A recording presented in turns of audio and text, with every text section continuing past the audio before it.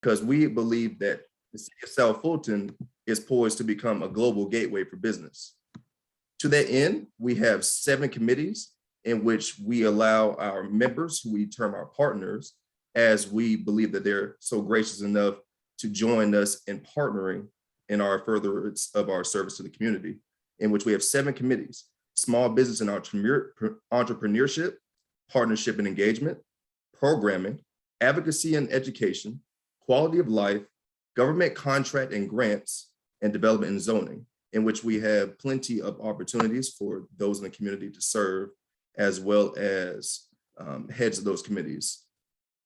We are currently vetting communities within District 2, as in we've spoken with HOAs in that community, as well as worked with the Red Oak District towards some of the business development and the art festival that they had not so long ago, I believe in about September. And we're also working with the councilman in District 5, as in this summer, we're planning to host our first annual Coalition City Festival, preferably in the district, in order to be able to have some of the local small business vendors be able to go to a local community venue so that we can all be able to better vet them and be able to better check in on what type of services they have available for us. To that end, we offer very affordable rates, to the end that most individuals, the cost would be a one-time annual fee of $100 to join us. And that includes also home businesses with less than 1 to 4 employees, in which that rate would also flip to about $200 for those that operate a brick and mortar with about 1 to 5 employees, with a medium business being the average cost of most people that would join us at a rate about $350 at a one-time fee annually. And if there's any nonprofits that wish to join us, our pricing is about $150. And we also offer a student rate for a one-time annual fee of $50. So we also can be able to reach out to our students that are in our community as well. And to that end, we are looking to take any questions from you all as we continue to service you in our community. If anyone has any questions, if you want to raise your hand or just go ahead and unmute yourself and ask your question.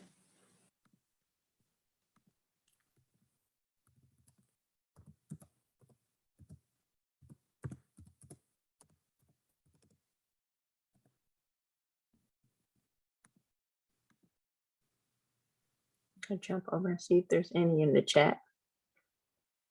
Oh, thank you for putting your email information in there. I mean, your website information in there. If anyone is looking for website information, Mr. Forrest has graciously put that in the chat. I don't see any questions over there either, Mr. Forrest. No one has any questions?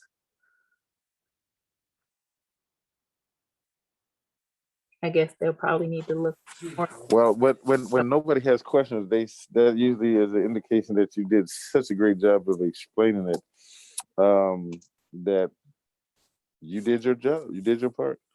And but also too, as this will be progressing forward with our young businesses and millennial owners and entrepreneurs, is be working with the Merchants Association and with the Old National Business District.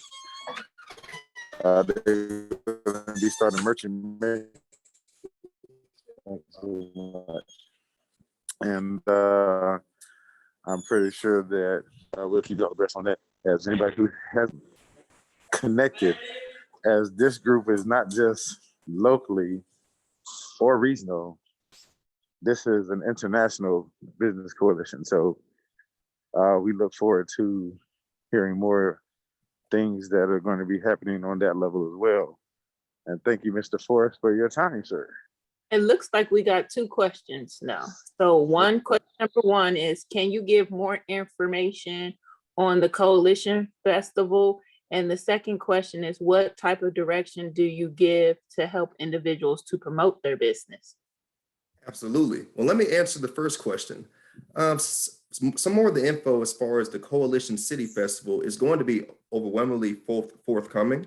We're a couple of months out, so we're hoping to actually do it at a local park, perhaps at Burdett Park in Councilman Reeves' district, and we're able to partner with his office as well as some of the community vendors.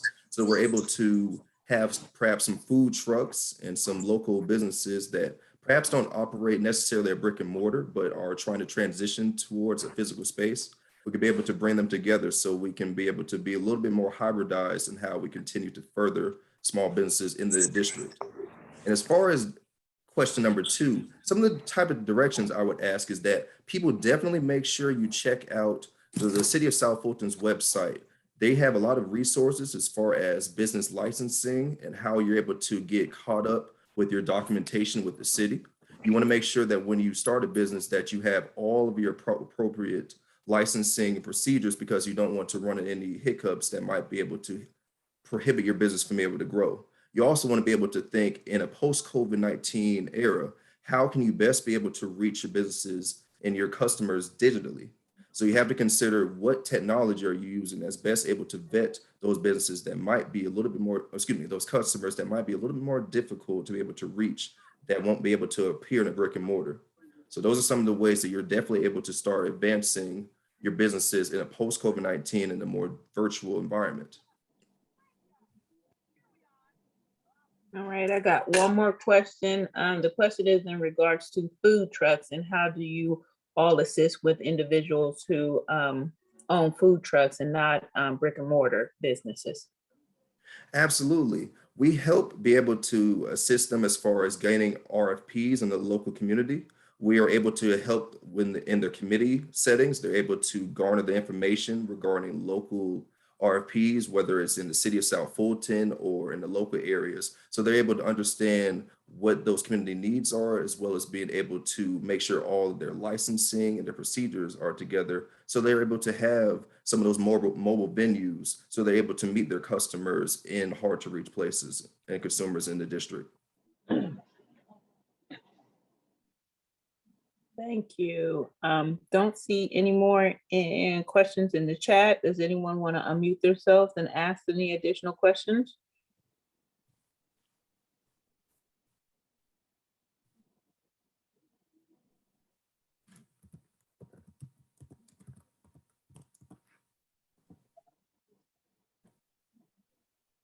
Will home business, do you mean home businesses?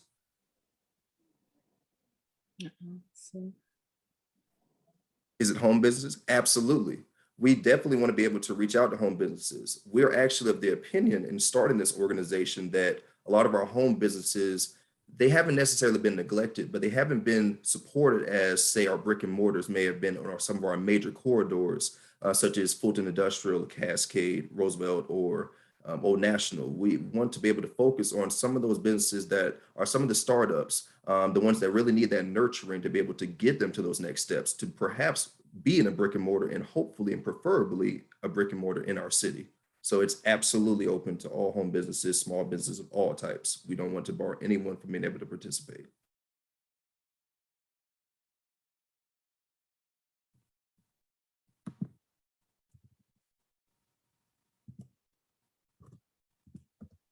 Any other questions? Hello. Hello, we can hear you. Good. Hello, sir. How you doing? Do you have a question, or you just was joining? I'm very good. I don't have any questions right now. See, there's another question. Are there grants available for assistance?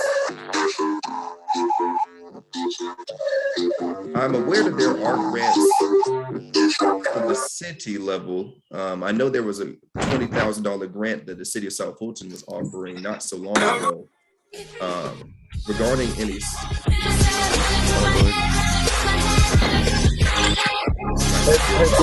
Brandon, the guy who said that he just removed him from the meeting as his ignorance is hacking.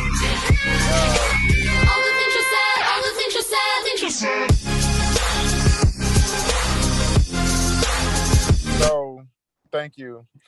As I tell people, like, Brandon, the Are we person playing who Kahoot? let me see, who is that? Bill Wattover, remove him. Why? I wasn't because playing music. well, what's gonna happen is we're What? gonna get your IP address, track you down, get to your address, Oh dang. wherever that computer is located, Oh dang. and we will see you What? personally, sir. So, Oh. Brandon, just go ahead and remove him. Thank you. Now, let's continue on. Progress forward. Well, that was fun. Hey, Julian, how are you? Hello, sir. How you doing? Doing well. I just had a question, kind of piggybacking off of the partnerships in terms of grants that are available within the city. Have you connected with the city in terms of the different districts in order to prep possible business owners to be eligible to become vendors for the city of South Fulton? Or is that a workshop that you're interested in trying to partner with?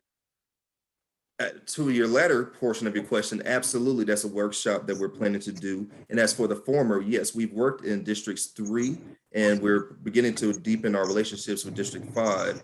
Specifically in District 3, we've worked in the Red Oak district, working with their Main Street manager over there to be able to help them with some of the arts venues and festivals that they're having. So we want to be able to bring that same quality of development with the district over here in District 5.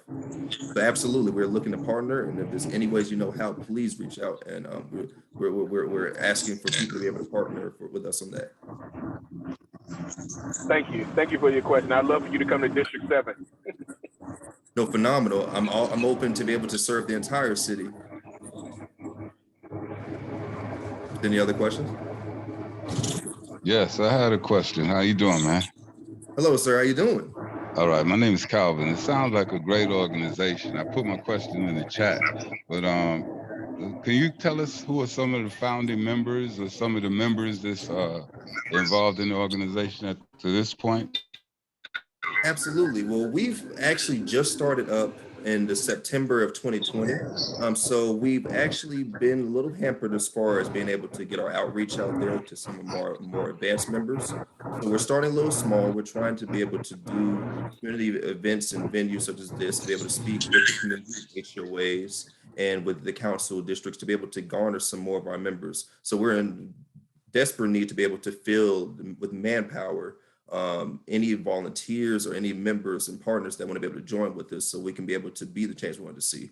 We have a lot of opportunity as far as our resourcing, but right now where rubber meets the road, we definitely need to be able to vet individuals in the community such as yourself and individuals on this call so that we can be able to partner, so we can be able to further these initiatives. So I would love to be able to work with you if you'd be interested. Hey, thank you, man. Sounds like a great organization. Absolutely, sir. Are there any other questions?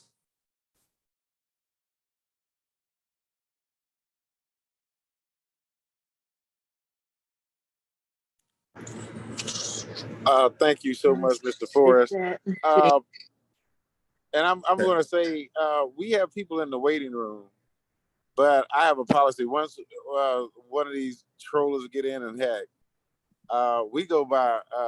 I implement it after the first one. We'll call off a name, and if anybody on this call recognizes that name, we will let them in. But if nobody recognizes them, we're just not going to let them in, as we're going to get ready to be switching to another format anyway. Because what that does is it just disrupts what we have going on. And I know there's some important questions that's getting ready to come up, but I don't want it to interfere as with the business at hand. So, Brandy, read them off. Anybody recognize them, just says, yeah, I know, and let them in. But if nobody confirms them, they're just going to be sitting in the waiting room. D'Anthony, nope, I'm not even reading that. I don't think any of these are viable people. There's a Zaria. Yeah, I don't think any of these are. Tommy Wilson. Yeah, and then some people are just first name. I'm not letting any just first names.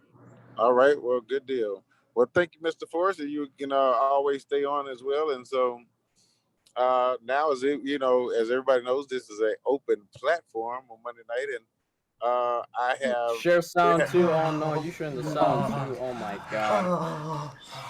Oh, God. Close to the eye, bro. Yeah. That is Yes, coming from, I got it. okay. I apologize, everybody. I just And ladies and gentlemen, I hate this. This is something that has to be dealt with. But and I upload this to YouTube as it's being recorded, and I get it how I give it.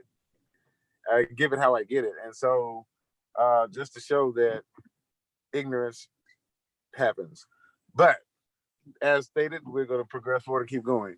So, and this is the open forum, and so connecting with me. And so any questions that anybody has for me, we're going to go ahead and talk about what's on your mind and what is the current climate. And I have a pretty good idea, but as I just want to hear directly from you, as this is a Q&A with your council rep person. So we'll go first with Ms. Eleanor. She has her hand raised, so I'll unmute you and allow you to speak. Hey, Brandon, before that, you have somebody on here say iPad 2. There's no name. It just says iPad 2 on the call. Right. They have to give a name or video or they will be dropped from the meeting. Okay. Are we clear now? Yes. Good evening, everyone. My name is Eleanor Ross. I live at 3855 Feldwood Place. I am District 5's representatives on the Board of Ethics for the City of South Fulton. And I would like to address Councilman Reeves. If you would be kind enough to give us your feedback, your explanation of the scenario that led to what we've all learned through Nextdoor regarding the monies allocated to a printing and mailing campaign for former Mayor Bill Edwards. Can you share with us, please, sir, how we got to that point? Talk to us about that issue. It's burning. It's a burning question with many of us in the district. If you could share, please, just give us the details on how we got to this point. Absolutely, certainly. And thank you, Ms. Ross. And I appreciate your question and appreciate you being one of the best in class in our community. And so to that, after the runoff election occurred and Mayor Khalid was very successful in his bid for mayor, the mayor asked if we can contribute funds for a mailer of accomplishments on what this city has accomplished in its first 4 years with him as mayor. And so I did not object to that, as I think that to me, the basis on me making that decision is there will never again be the first mayor of the city of South Fulton. And to where we at this point, and he passed, well, the baton was passed to Mayor Khalid. And so, but we had to get to this point, and I think that was very important. And so, and as I know that Mayor Khalid is the first mayor from the city of South Fulton, and that would never be another title bestowed upon anybody else. So these are all first. So that's the mentality that I was coming from. But, and I will say, I agree to the charge, to that expense. However, the money was never taken out or expended upon from my budget. So, and I have the records to show that, because I only have 2 mailers that went out, one in October and then the one just went in January. And so, and I'll be putting that on my website for fact checking. And so, but I did agree to it, absolutely. And that was my reasoning. And to be honest with you, and everybody on this call who's thinking about it, I'll do it again, because as stated, there would never again be the first mayor of the city of South Fulton. And it wasn't a political thing. It was just kind of a farewell, as one of the things that I did, one of the first things that I did when I came in and started talking about, hey, listen, I do understand that we have a budget.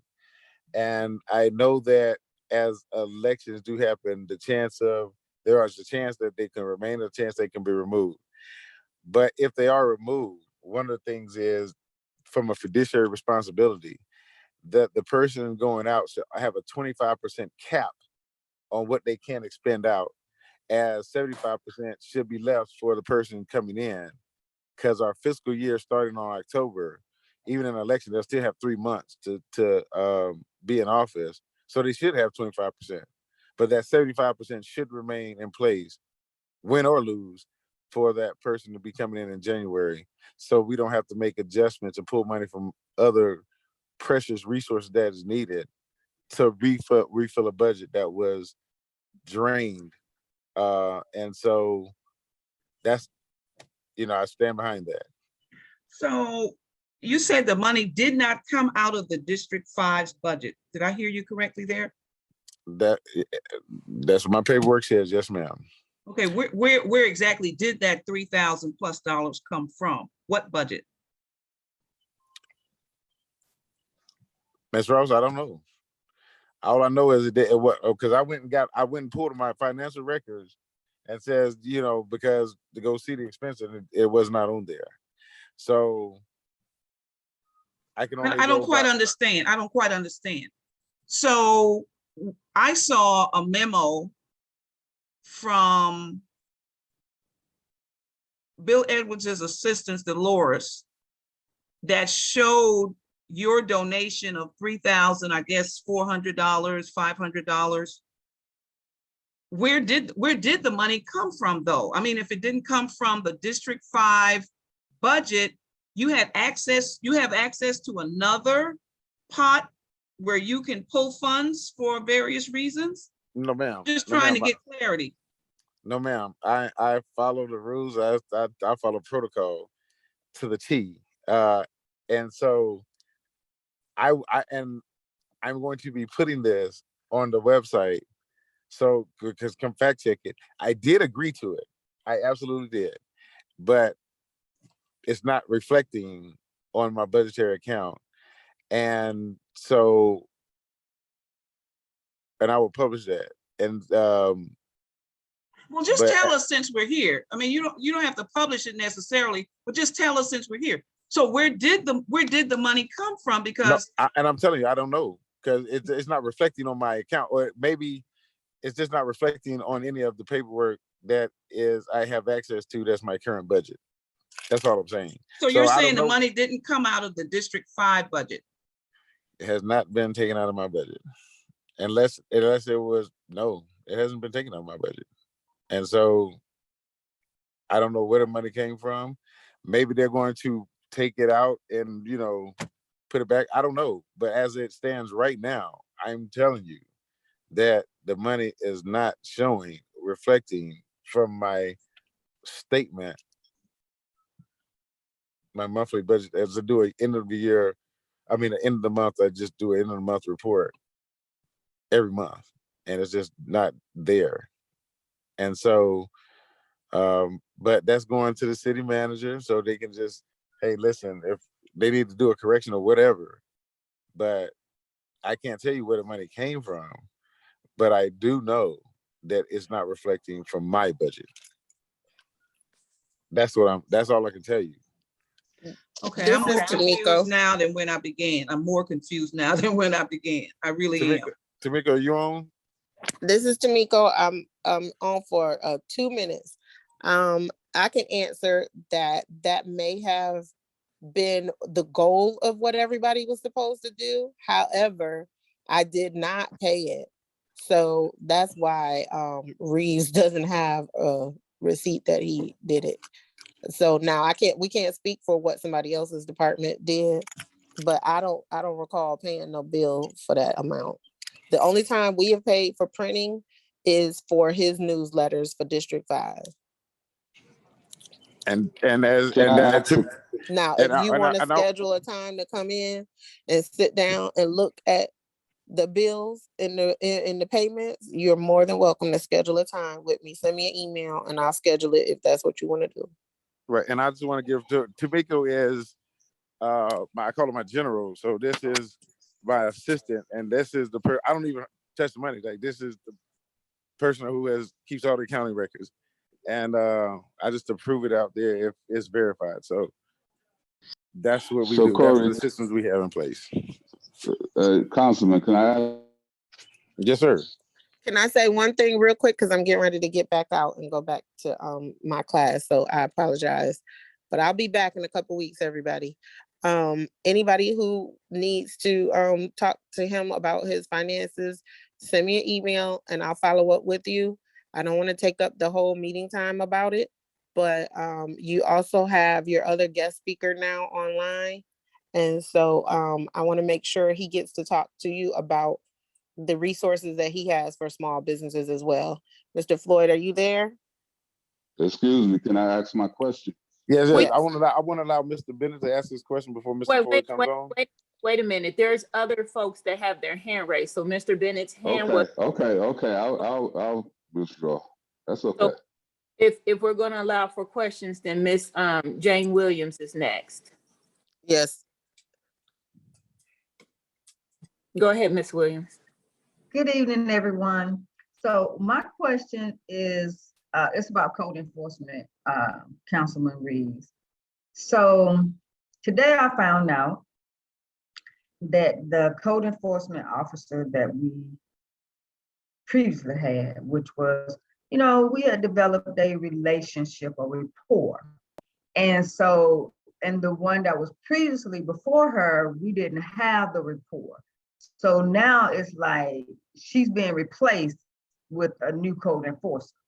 So, I mean, I have a problem with that. Once we get somebody that's working, now it gets changed. Now, I don't know, who's in control of, appointing these people or putting them in a certain area, but, because everybody's different, how they work. And so I just want to know, who controls that, who puts these code enforcement officers in our community. That will be the director, Mr. Brian Morris, and I will send him an email. Send me an email, and so I can forward it to him, so we can get you the authoritative response. And because we have an upcoming meeting with them as well. And also, I'm not sure if you're aware of this, but I've also learned that sometimes these persons who owns these properties and rent them out are only being given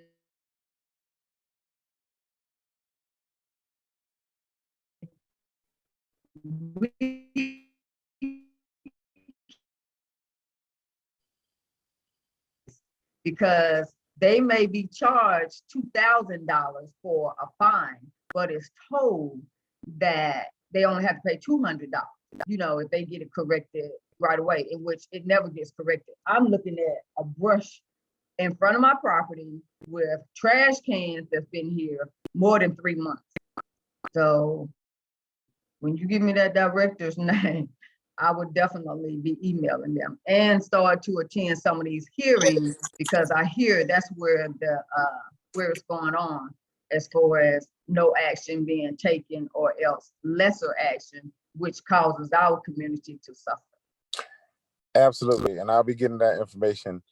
I do want to stop here and pause. Brandy,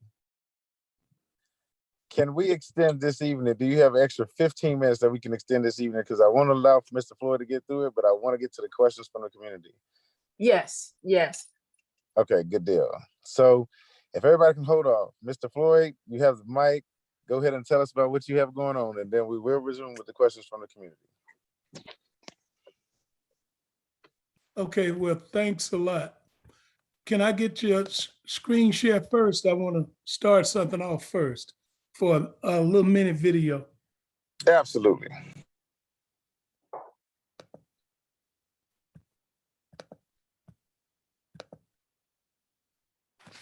Okay.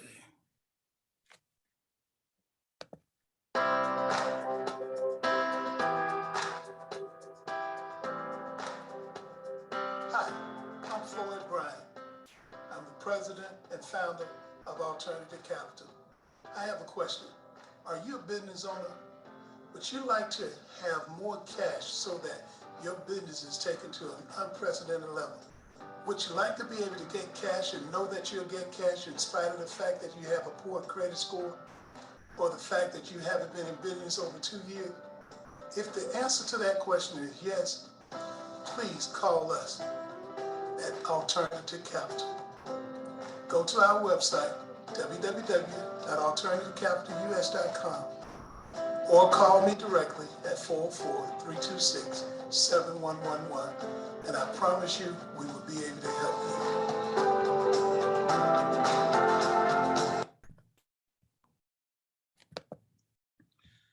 Actually, well, when you call the office. The office number is 404-620-3281. So I'm the president of Alternative Capital. Just to be brief, I was a little nervous when I was listening to you all. Seemed like y'all was getting a little heated. I said, hey, maybe I should come back at a different time. Oh, no, sir. No, sir. Jake, you got it. You good. Okay. Nice open. All right. So let me tell you what our goal is. We provide funding to businesses throughout the United States as well as U.S. territories. And that's American Samoa, Guam, Puerto Rico, and the U.S. Virgin Islands. Now, we focus on a lot of minority businesses too. But let me tell you, 90% of our clients are white women because they are a minority and their white male counterparts, husbands or whatnot, sort of, finagle them to us because a lot of our people they are not aware of certain opportunities like this because let's face it, if any one of you have been banking with Wells Fargo, Bank of America, any of these banks for 50 years, if your business been in business less than 2 years, they won't, and you go to them and say, look, I need a line of credit. I need a loan. I just need something to sustain my business, because there's no more PPPs or idle loan. Idle loan ended December 31st. But I need some funding. I need at least a line of credit so I know if I need that money, I can draw from it. Well, if you've been in business less than 2 years, they will not give you the time of day. They'll say, unfortunately, we can't help you. That is the regulatory law. Now, what we do, we will help you. We prefer if you've been in business at least a year, because that gives you some standing powers and know what your discrepancies are and what you may or may not need. But we have helped business owners that have been in business 6 months. Most of them been women-owned business, Black women-owned business, because historically, when you deal with a lot of men-owned businesses, they have a certain core competency. They may be a good plumber, but he can't manage his books. Or you may get a beauty salon where she's making $5,000 a week and so forth, or $10,000. But this is the problem. She's putting all that money in her personal account. And even though she got a business bank account, when we look at that, she probably it shows that she's only depositing $500 a month, but she wants $50,000. Where if she had put her money into her business account first, instead of commingling back and forth and whatnot, we probably would be able to help her. So, our focus is to focus on a lot of our Black and brown people, in addition to the Caucasian. But the problem is they need consultant help, a little guidance. And some of the things that we do too, we do have consultant help where we help small businesses. We teach them the importance of all the way from just managing a checkbook to the difference between money market accounts and a checking account. What's the benefit? We even talk about lines of credit, because if you got a business and you know that you need certain products and so forth to help your business grow, and you're not sure if it's going to cost you $20,000 or $30,000. What if I just gave you $50,000 over 12 months? And then that way, if you need 20, you only pay every month on that 20. But you still got the other 30,000 sitting there just in case you need it for 12 months. After 12 months, you have to reapply again. Some of the requirements. Now, for starter loans, if you're just starting a business, you got to have good FICO. You got to have typically 680, 700 across the board. And when I say across the board, I mean in Equifax, TransUnion, and Experian. If you've been in business at least 2 or 3 years and you don't have the best credit, we may look at your paydex score. Your paydex score is your business credit that is totally different from your FICO.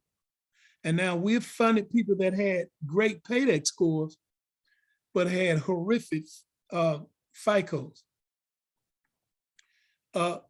Some of the things we do too is, let's say, for example, you are a small business and you've set up your DBA, okay? And you decided to bid for the state or some municipality. Let's say you bid it to actually, you're a construction company, you bid it to do some work at the Atlanta Hartsfield Airport. And the airport said, okay, we need you to lay additional runways. Okay, we're gonna give you $100,000 every month. Now, what happens is you look and say, whoa, I just won this contract. However, I need help in order to lay this runway. I can't lay the runway by myself. So you calculate, you need about 10 contractors to work with you. Therefore, those contractors want you to pay them every 2 weeks, every week, whatever you guys negotiate. So that you can, but you know, you need money in order to make money. So what we do, we could provide you with 90% of that $100,000. So in essence, we could loan you $90,000. We don't care about your credit. Our attorney would confirm that you have a contract with the Atlanta Hartsfield Airport. We look at their credit. Now you got $90,000 where you can actually, because your profit margin after you pay your 10 contractors is going to be about $30,000. So when you got 90, you got at least 20,000 in profit there. And now the airport will owe you 10,000 in 30 days. But what would happen, they would pay us the 10 because our attorney would show that we are helping you and being your access to capital. And then what happens is we just charge you a fee out of that 10 that we give you. So when you got access to capital like that, now if you do a good job at Hartsfield, you may have a contract at Chicago O'Hare. They may call you. They may say, hey, Mr. Dennis Martin, you've done a great job at Atlanta, we heard. Now, could you do that here? We'll give you 100. So you got 200,000 every month coming out. New York, both of their airports may decide they want to hit your help. And so on and on. Now, this is the advantage you have when you have access to capital. We loan businesses money from $10,000 to $30 million. So as long as you're within that parameter, we can help you. Right now, for example, we're doing a lot of hiring for sales reps. We currently have over 800 reps throughout the United States and those territories. Our sales rep, we pay them $72,000 a year if they want to be W-2, or they can work for an unprecedented amount of commission. They would have those options if they qualify. The only background we look for that is basically you gotta have some outside sales experience. And typically you've dealt with CEOs and decision makers, business owners, and so forth. And the reason that's important is people that haven't dealt with business owners and so forth feel uncomfortable. They feel like, hey, you're supplying leads. Some other thing that we do is purchase order finance. Okay, you might have a contract where, like, for example, we have a customer that used to, he retired from the FBI, and then he got in business delivering ammunition to Quantico and so forth. And when he delivered that ammunition, they pay him on the purchase order. But the problem is sometimes he needs the money because it may be $600,000 or $700,000. So we look at that. We look at the relationship. Our attorney will inspect those contracts to make sure it's legitimate and all, and we do that too. And then of course we do term loans. Term loans is what it says. Let's say you got a beauty salon, and in your beauty salon, you're doing $10,000 a month. You got good credit. You want to borrow $20,000. Well, we got term loans that start anywhere from 6 months to 30-year loans. Okay. And it's just that simple. Term is just a term. The term could be a year that you have to pay back that $20,000 or so forth. All right. We don't have any questions right now in the chat for you, Mr. Bryant. So what I would ask you to do, if you don't mind putting your contact information inside that chat group. So if anyone does have any additional questions or wants to get in contact with you in regards to additional information as far as using you as a resource or for any other help, wait a minute, we might have a question for you. But I'll still ask for you to jump in there and put that in the chat so that we can make sure that we get back to constituents' questions. But I'll allow for this one question. Do you help with property acquisitions, purchase funding? Well, what we do as far as property is concerned, we provide SBA 504s, or we do collateral loans. What that means is if you have property, we prefer if you paid it in full. If you own that property outright, we can focus on helping you in that regard. We don't want a property that you currently live in, okay? Because when there used to be a lot of predatory lending and so forth, back in 2008 and all, they frown on that because see, what happens is if you go in default, that means we'll take your house. So we don't want that type of situation, but we do offer a collateral for property, and the best property is rental property or something maybe grandmother left over to you and so forth and so on. Okay, I am perusing again. Yep, okay, that was the only question. So again, thank you for your time and for your presentation. If you don't mind, please jump into the chat and provide your contact information, your website information. So should there be any more? Okay. And Mr. Floyd, thank you so much for taking time out of your day, and you can stay on as well and just hear us out. But we do need that your services, and I think that is a great thing and great opportunity. And thank you again for your time, sir. All right, thank you. And I'll be putting this information in the chat. Yes, sir. Thank you so much. We have in the waiting room. Does anyone know a Gwen F. or Brenda Floyd? Yes, Gwen Faustin and Brenda Floyd, yes. Okay. I'll knit them. And then go ahead, Mr. Bennett, you're up first. Yes, I wanted to get back to this flyer handout, Councilman.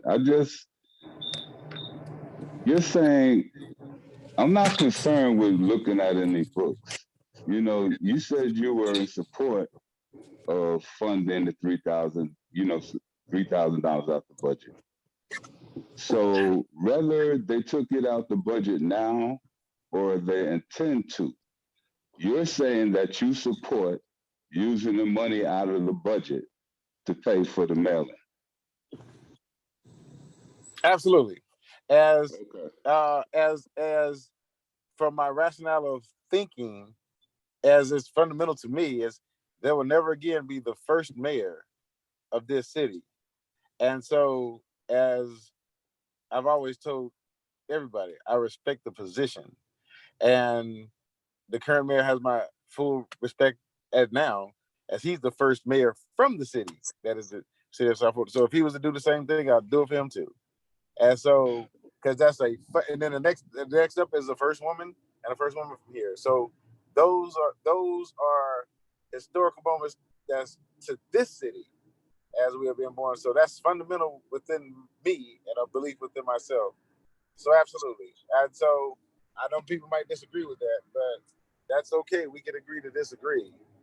But my point, I wasn't concerned with you. I was comfortable with your, why your reasoning behind why you did. I was just confused as to the line item of the money, whether it was spent or not. That's confusing to me. That's where I was coming from. Right, and just to be out, and just to be transparent, that line item would come out of our mailer budget. And within our budget, we have categories, and so it will come out of a mailer. So it was already budgeted for one of our mailers. So, it was, in other words, some people can look at it like we'll give up a mailer that was, already budgeted for one of ours to go and give to a colleague so that they can mail if their budget was capped at 25%, and they couldn't spend no more money. And they wanted to send out as a keepsake or a farewell but a list of accomplishments that under their leadership. So In progress. It comes out of, the money would come out of our mailer budget. So in other words, it was already predisposed and, as to be expensed for a mailer. All right, next we have Mr. Alejandro. Hey, good evening, everyone. Number one, Corey, I'm in support of the mailer. I think this is just a deflection. I mean, there's other important things to be focused on. I would do the same thing because there's the first mayor. I would do it for anyone. And let's be honest, I work in government, and many times they have budgets that they have to spend by the end of the year. Needless to say, it was spent, and they also do what he just described. We'll pull it out your budget at a later date, and evidently they just haven't done so, if that was the allocation for it. To Ms. Williams, I'm on the code enforcement board. I can tell you how the process works. The process is this: if they come to the code enforcement board and they're not in compliance, they are charged $1,000 per violation. If they are in compliance, then we reduce it to $150 a charge. The reason being, we're not meant to be punitive. We want the issue to get resolved. Now, if there's an issue across the street from you that is ongoing, please send that to Mr. Morris. I put his information in the chat. Also, with the reassignment of officers, I work in this industry. I'm the code enforcement director for the city of Stonecrest. Been doing it 17 years as of today. You reassign officers just like in police, because people have a fresh eye. So what you want to do is have someone who comes in with a fresh perspective. They may not see everything. I can probably drive in your neighborhood and point out almost everything that's wrong in your neighborhood because I don't live there. I don't see it every day.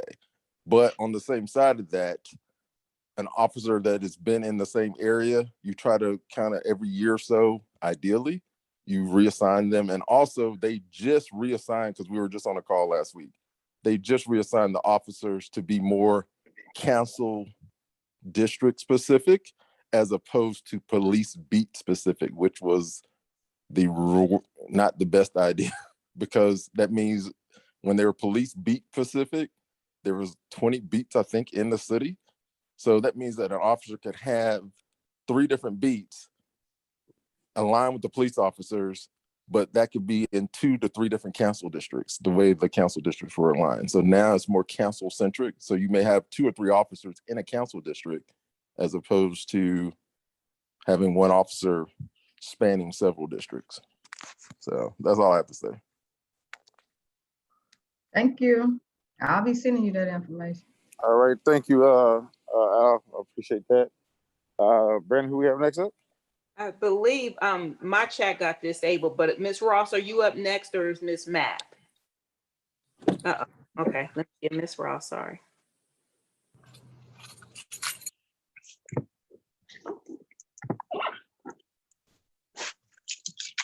I think it's Ms. Mapp that's up. Okay, thank you, Ms. Ross. I appreciate that. She said no. No, Okay, it's Miss so, Ross. so listen, Thank you. let me circle back then to my original question. Anytime as a taxpayer and a citizen in the city of South Fulton, my question is always valid. So I don't want anyone to dismiss a question or concern that I have. What's important to me may not be important to you, but please do not ever belittle any question that I have. My question to Councilman Reeves was, explain to me how we got to this point. I didn't state a position, whether I'm for it or against it, but here's what I am for. Fiscal responsibility is what I'm for, and how taxpayer money is being spent.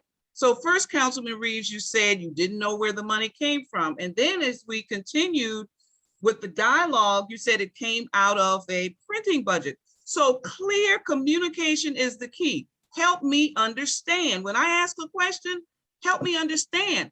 And quite frankly, you gave conflicting opinions or conflicting views on how we got to the point.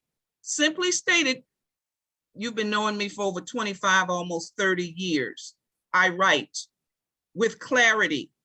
So if I ask a question, just answer it with the clarity that I need to help me understand. I walk around with a master's degree, but I'm still a little, cloudy in some areas. So if I ask a question, I just really need an explanation so that I can become clear. So please, neighbors, don't be dismissive. Any question from a tax-paying citizen is valid. And Dr. Ross, you're absolutely right. And you asked the question, how did we get here? Okay, well, let me go back and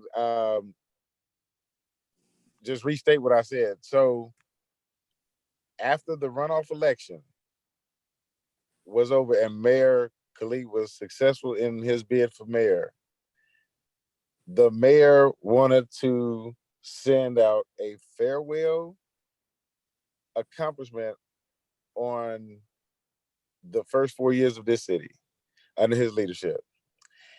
They asked for monies from the council people who can help support that, because he had a cap at, he could not spend more than 25% of his budget. Because when I first came in,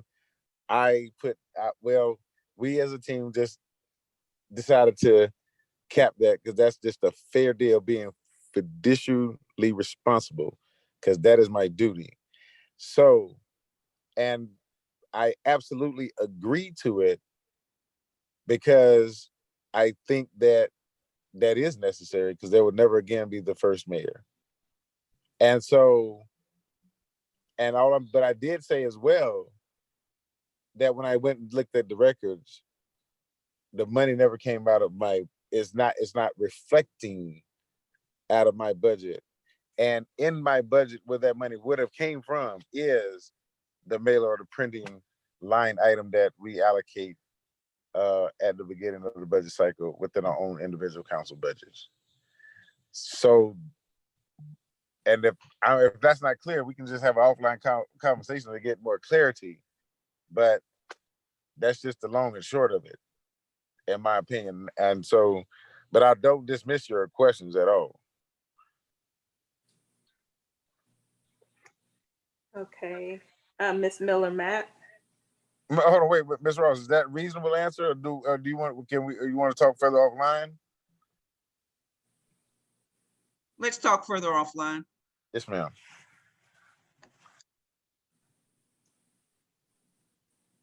Okay, Council Reeves. I'm concerned about this issue about a single sanitation trash pickup service and the survey that was recently posted through Nextdoor. I understand that there were 3 opportunities to meet, and then the survey that came out.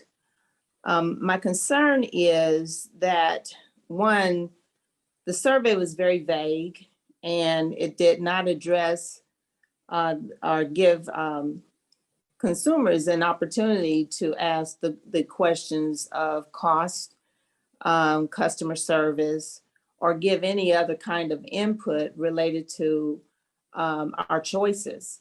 And some of the back and forth between other council, I didn't see your participation in the conversations,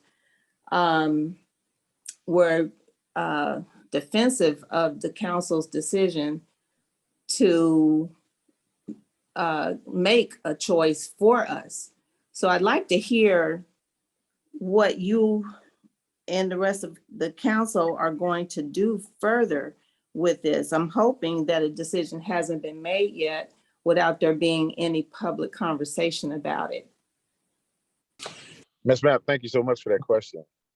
As you're absolutely correct, we have a retreat coming up this week, and that we're going to take a deeper dive into that as a sole source solution, and was never an idea of mine, simply because I know the industry is facing challenges with employment. And just looking at, I take Gwinnett County, for instance, Republic Services services 40,000 rooftops up there. And they had to dramatically reduce their services that they did offer, that we wanted to offer wholeheartedly here, because of staffing shortages. And they have 40,000 rooftops, and we have just a little over 35,000. So that was going to be an issue. And so that one source provider was never, in my opinion, there was being discussed a couple of options, a two service provider broken up into zones and subcontractors underneath there that can operate within. Because one of the things is this model does not work, but at the same time, we cannot, under any circumstances, have a gap in service delivery for sanitation. So it has to be a well thought out plan with a RFP, but with an implementation plan without any disruption to service delivery. That's my perspective. So, and we're going to, like I said, take a deeper dive this week as we're all meeting, and that's the number one topic of discussion. But here's my concern is it's fine for all of you to have a discussion about it, but you're not including citizens in on that discussion. Why not have a review board to also be included in on that discussion and really find out what it is that we want? There's two sides to that consumer satisfaction. There's some of us who like having the choice, and we have different vendors that we're dealing with. Some people are very happy with their vendors. Some people are not happy with their vendors, but we are all happy to have our own choice and not really willing to have the council make the choices for us, especially if we don't know what the choices entail. We don't know anything about cost. We don't know anything about the kind of customer service that's involved, contractual decisions that's involved, any type of liability, how customer service is going to be handled. We don't know anything about those details because we haven't been given that information. So at some point before any decision is made, we have to be included in on those options.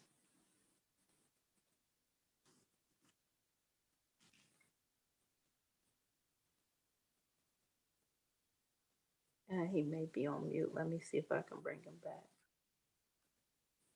I'm sorry, I was on mute. I'm sorry. I said, Ms. Miller Mapp, you're absolutely right about that. As I personally think those hearings and meetings were premature. And so, but what it did do is expose what we need to do more collectively as a body before even presenting to the community to get the community's input, as we make, it's a working document as we can make changes, because I do want customer service opinions and reports to be a factor, because what we do have is metrics on service delivery from certain companies, happy or sad, but we do have those metrics, and I think that those should be included.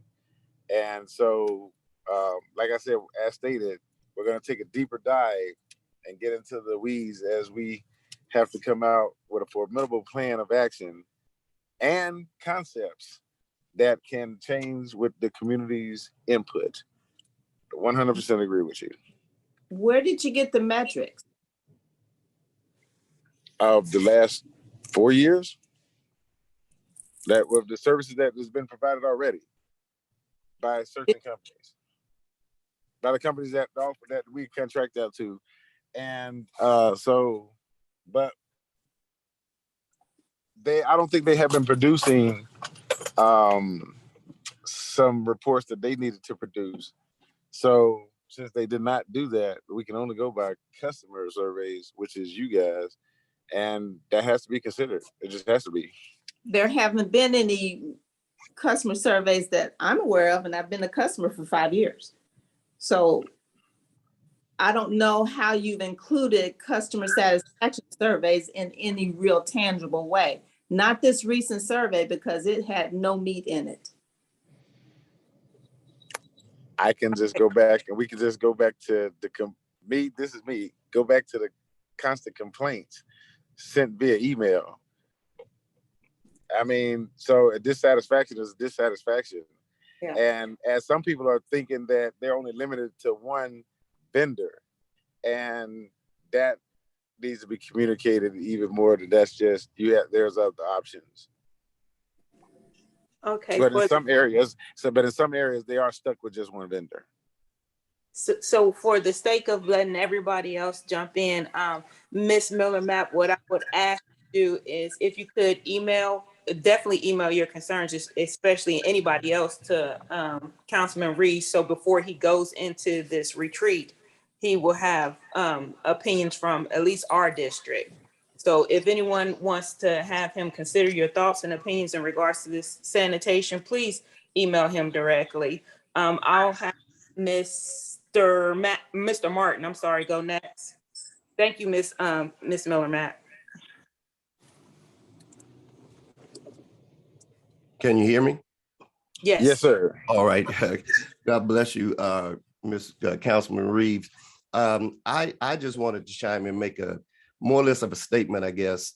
You and I have talked several times, and one of the things that I wanted to say was, when we talked about the flyer and the money, I hear your explanation about it being the first mayor of South Fulton. I basically don't have a problem with that. I can go along with that to an extent.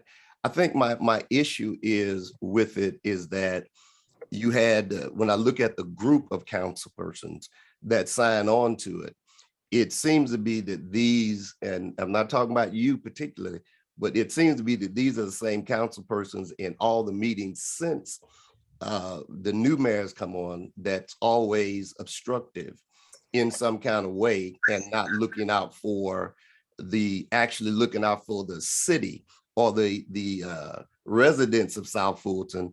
They have more of their own personal agenda going on.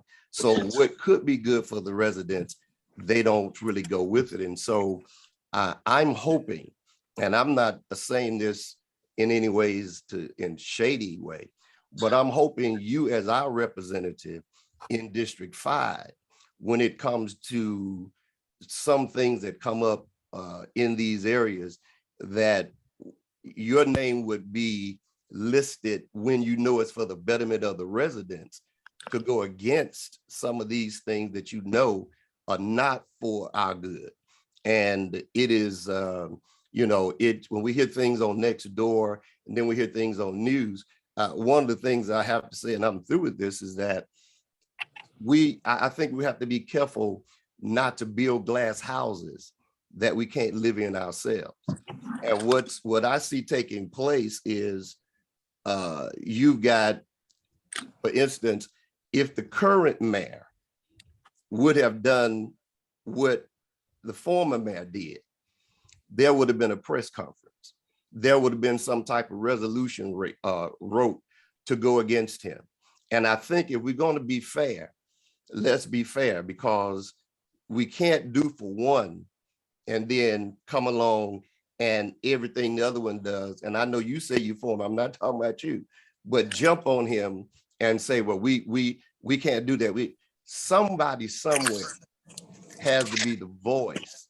Yeah, you're the pro tem. Somebody somewhere has to be the voice to stand up and let it be on record, even if the vote goes against it.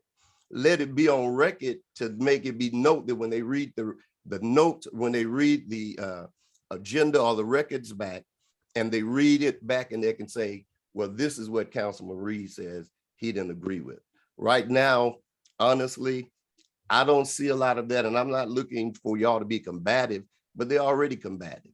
And so, you know, this, again, some of them, who knows, some of them at the end of 4 years may want to run for mayor. And as soon as, if they get to be mayor, then they're going to want to change something to help them out in their position of mayor, but they would have built that glass house that they can't live in themselves. That's my statement. Absolutely, Pastor Martinez. If anybody here knows, is I don't do media. Like, I don't run the media. I believe that we can agree to disagree. We can work out our issues. And once we go to that back room and work it out, and it's settled to me, you'll never see me go out there and go just, I don't do that.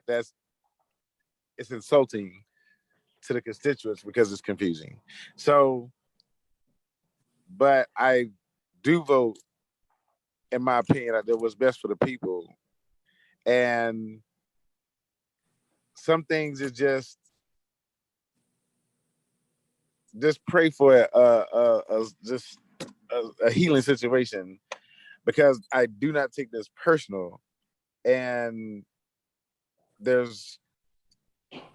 just hope feelings can just get out of it and we can get to the business at hand of the people, as that's my number one concern. And as while all of this is going on, I'm still trying to get these the Stacks Road open and Mallory Road Bridge. We need them replaced. And so, and pedestrians and things of that nature amongst all of this. And I'm just, and then we're in an election season. But we fight through those challenges, and I stay focused on the goals at hand for the betterment of the district. And I try to stay above any personal fodder, as that's just not good for anybody. And plus, it just paints us in a light that doesn't shine too bright. So I do hear you, and I thank you for your statement, sir. And I do owe you a phone call. All right, Ms. Wanda, you're up next.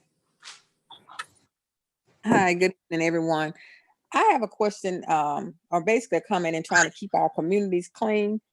I know the election season is upon us, and we have all of the different candidates putting up their signs. And I wanted to know, and I probably could have looked this up, what are the guidelines for posting those? Because what I'm seeing is they're posted on the road signs, the different information signs in our communities and things. And I'm sad to say that, you know, part of it was done by a sitting council member. But also, once that is done, I'm now seeing other people posting things on the poles, like the stop signs or the mileage signs, telling you how the speed signs, such as we buy your homes, or we buy your cars, or, you know. So I'm just trying to see what is the ordinance that governs this type of thing, and is that okay to be done? Because what happens is, once the election is over, these things are not removed. They sit in our communities for weeks and weeks. And I've even pulled over and asked, when I saw them cleaning up the road, can y'all get those signs? The elections are over. And Public Works would say, we're not allowed to touch those. So can you share your insight on what can be done as far as that happening? Well, right. Thank you so much for that question, because they are right that they can't do that.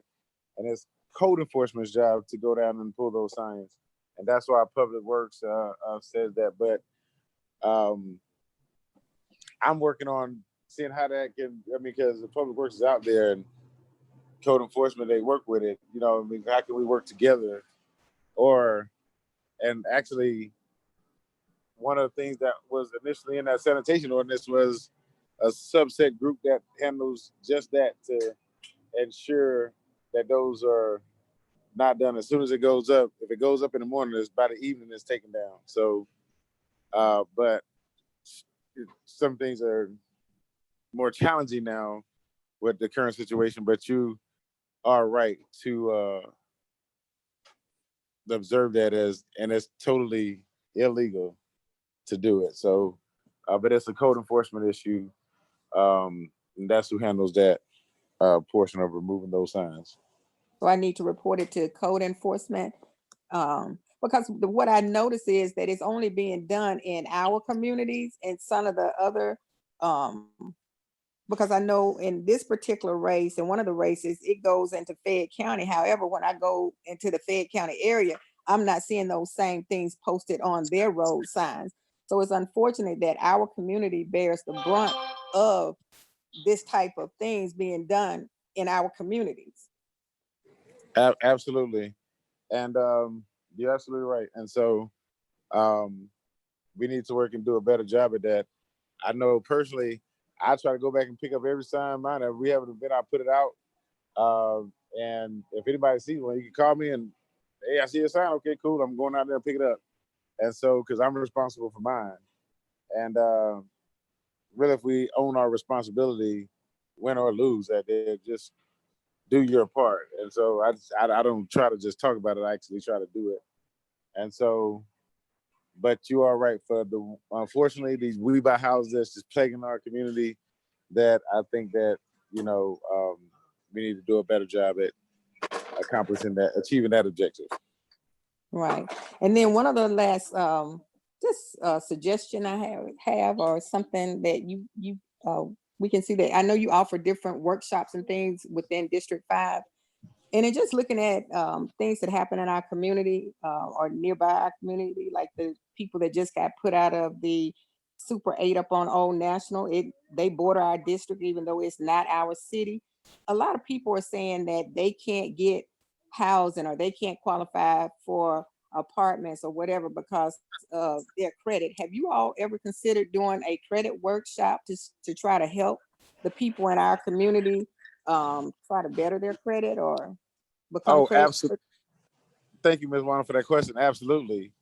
And go even further. I just had a conversation with a lady today who's going to come on with Nicholas House to address that, taking people from homeless to put them in housing. So despite their credit, and they're going to be coming on and talking about that and bringing a workshop down and how, because they're in Atlanta, but they said they want to come down and service South Fulton as well because it's the need. And so they're addressing the need, and it doesn't matter what city boundary you're in. If you're on the streets, the need is you need shelter. So I just had the conversation today and invited her on to the show to talk about just that. So thank you for that question. Okay, thank you. So we will be addressing that. So, ladies and gentlemen, I want to apologize because, you know what I mean, I try to stick to that hour time frame, but this is so much of a topic this topic is so important that we extended the time, and so we are already went over our 15 minutes. So we do have it's 7:54, so we'll just go to 8 o'clock if nobody minds. But that's why one of the reasons I wanted to have this meeting in person. I tell you, but I had my accident. I had to go to the emergency room, so that's why we had to cancel the in-person deal. But we'll go to 8 o'clock because I respect people's time. We have, and then lastly, we'll have Mr. Alejandro, but Ms. Collins, you're up next. Yes.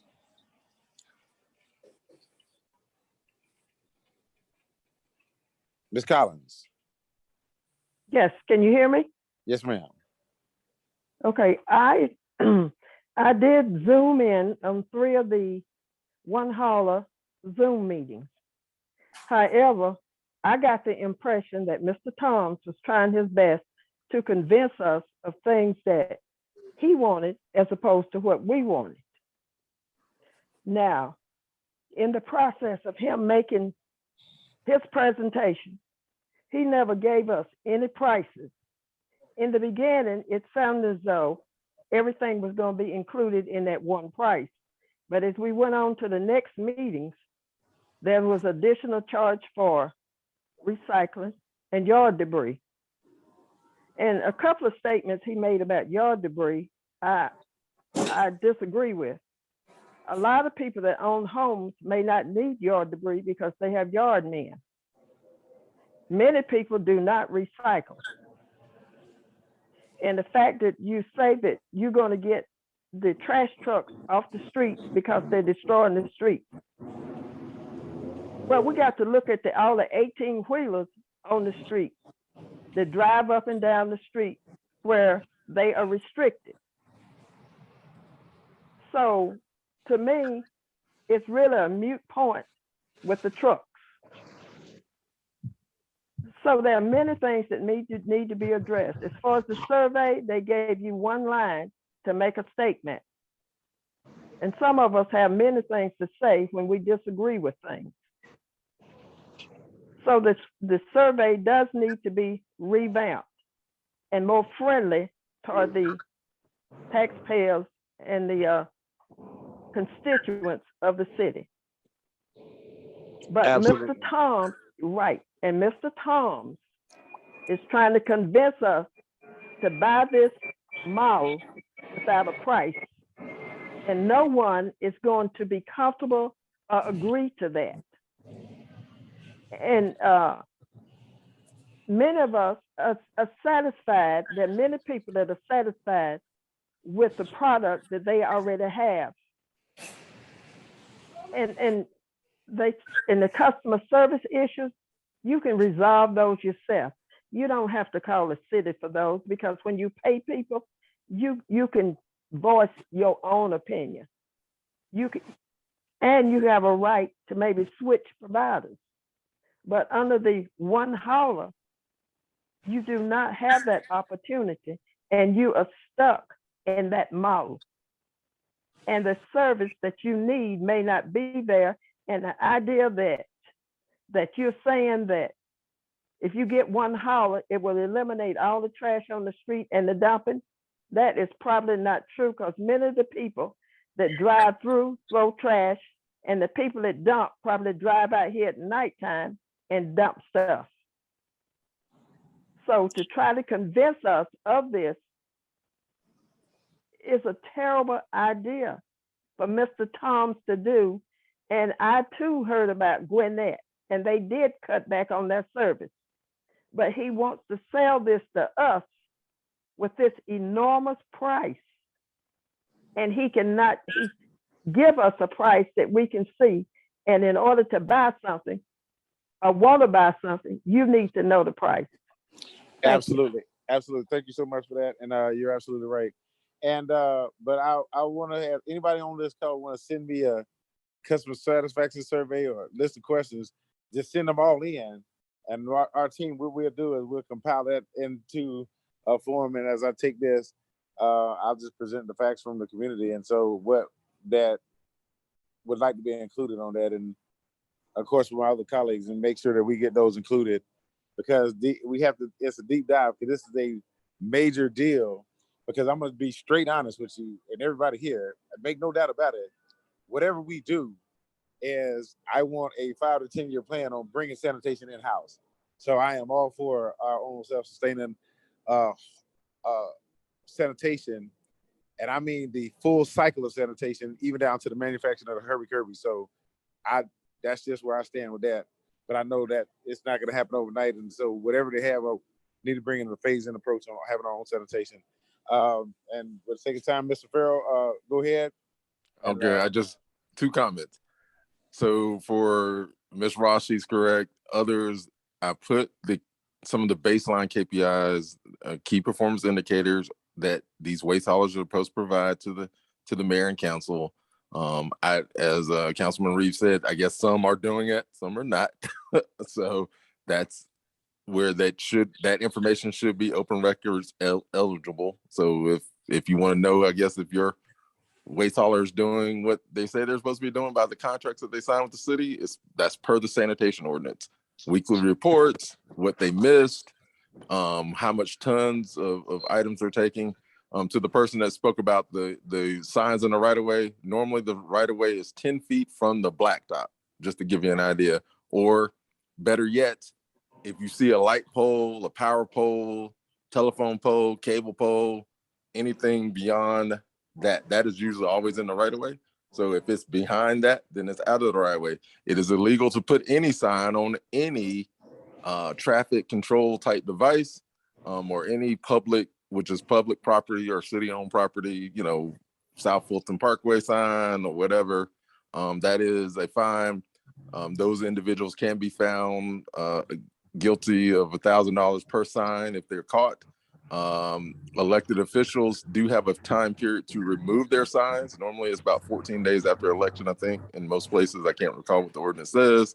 But, you know, one thing you can do where I'm at, we had elections, you know, the process starts today. So for qualifying, we give a letter out, basically kind of giving the candidates the baseline guidelines for sign placement so they kind of understand. And then, you know, it's up to code enforcement to remove signs. And we cannot, by law, by Fourth Amendment, I can't regulate a sign based on content, meaning whether it's political sign, real estate sign, whatever, we can't regulate it because that's a civil liberties issue that the city could get sued for. So that's all I have to say. That's it. All right, thank you, Mr. Farrell. And that being said, if we did not get to your question tonight, I do apologize, but we extended the time more than normal. I will be, next Monday, we'll have to do Zoom because I'll be doing it from DC, from National League of Cities. And then that following Monday, hopefully we can just all convene in person, as I would love to see these smiles. And what now, hold on, wait. I will leave with this. Does anybody have something positive to say about South Fulton before we leave this evening?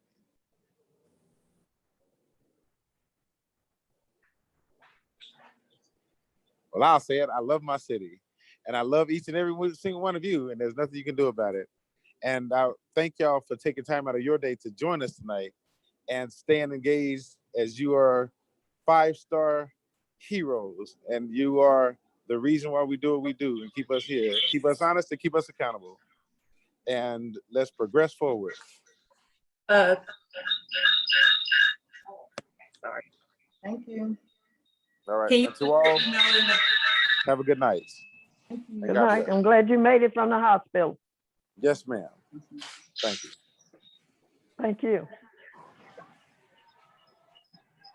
Thank you, Corey. Thank you, Corey. Okay.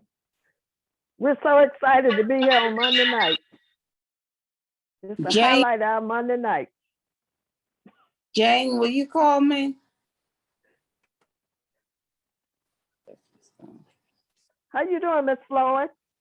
Oh, I'm fine. Who's that? Glenda. Glenda. Well, how are you? All right, how you doing? Good to see you. Good to see you too.